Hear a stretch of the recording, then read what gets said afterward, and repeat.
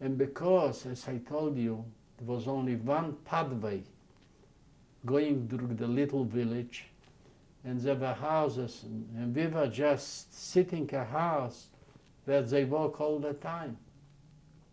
So we closed the shutters.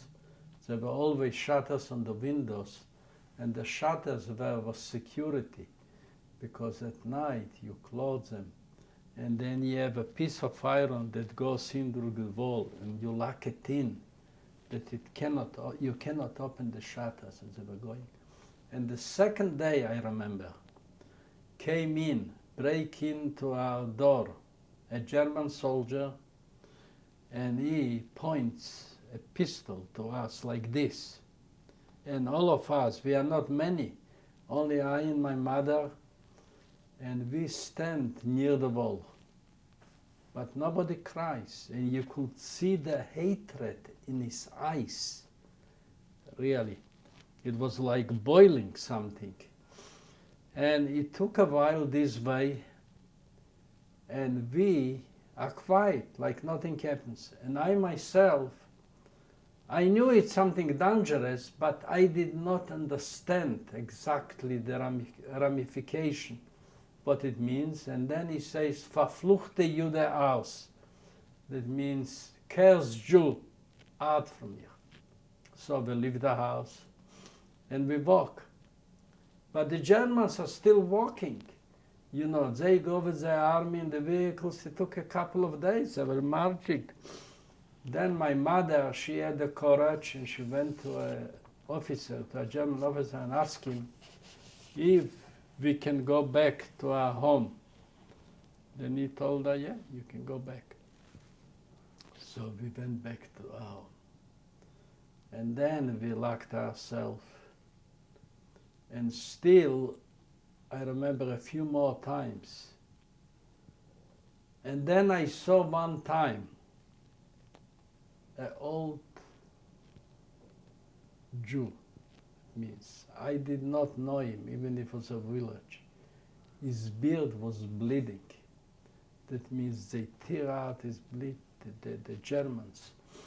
And the Germans, I remember later, a German soldier came with a bayonet, and it goes in the mattresses to see if somebody hides there, sticks it there. Another time came again a German soldier, and he looks at the attic, if somebody hides there. But then it came one point later, came two German soldiers came into us. They closed the door, and they brought chocolate for the children. The children was only I, it was not children. And we sit together, and they close the door, and we sit on our table, which is only the bench, the table, and they speak to my mother. And because I couldn't understand German, they were anti-Nazi, it seems to me. They told my mother, "You should leave this place, because the Germans, they are very dangerous to the Jews." And my mother listened. My mother listened to this. That means what I told you before, wo sie sein mit alle, wird sein mit teens. She did not follow this advice. You see, because she got the direct message from these Germans, and because we had a little store, a few days later, in the store you could open the planks of the wall, not of the wall, of the floor. And then you have a cellar done.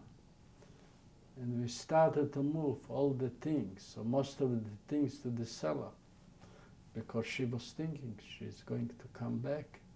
Because at that point, she already decided that we have to leave this village. It's very dangerous. And then, because we had Shabbos Goy, you know, that means Shabbos when you have to warm your dishes for you cannot have fire on Shabbos. So he had a droshke, and with him, she hired him, it seems to me. But this droshka, there was no place for me to sit. So I had to run.